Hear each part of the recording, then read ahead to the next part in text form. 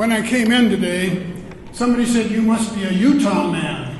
And I said, "How could you tell?" This is my 6th OSHER course, and maybe this time I'll get it right. But I really appreciate teaching these courses because for people over 50, you've been married, some widowed, some divorced, you've been in the professions and business, you've been in the military, you've done all sorts of things, and the result is you have questions and comments and insights that would never occur to a 21-year-old undergraduate. They wouldn't know what you were talking about. They haven't lived long enough. My course this fall is going to be Wallace Stegner, A Man for All Seasons. Wallace Stegner spent a good deal of time here in Salt Lake City. He graduated from the U of U. He went on, got a PhD and an MA at Iowa. He published over 30 works of fiction, history, short stories, and essays. And I think that he is probably the most distinguished man of letters or person of letters that Utah has produced. In this course, we're going to deal with 4 books.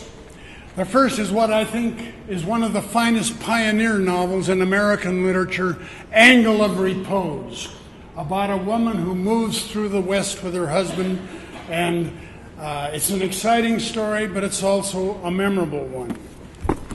The second book will be Recapitulation, in which Bruce Mason, who is in many ways Wallace Stegner, because Stegner used himself and his family in 2 novels, not across the wide Missouri, Big Rock Candy Mountain and Recapitulation.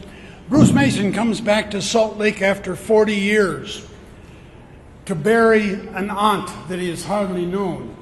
And the night before the funeral, he drives all over Salt Lake, and back come all of these memories, both good and bad, of his years as a boy in Salt Lake and later as a professor here at the U. The third book is a collection of essays called Mormon Country, which he published in 1940. And it's a fascinating book.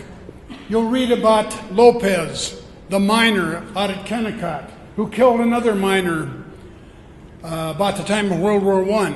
And for days led the Salt Lake Sheriff's posse all over the valley and into Utah Valley and over into Tooele.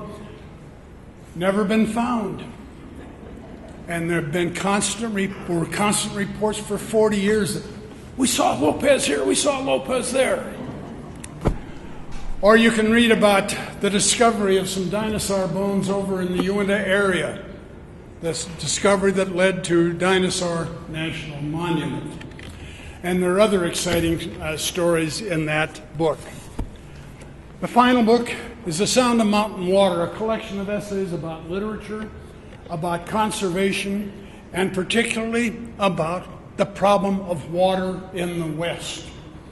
So I think that you'll get a good insight into this man who won the Pulitzer Prize in 1972, and then won the National Book Award later.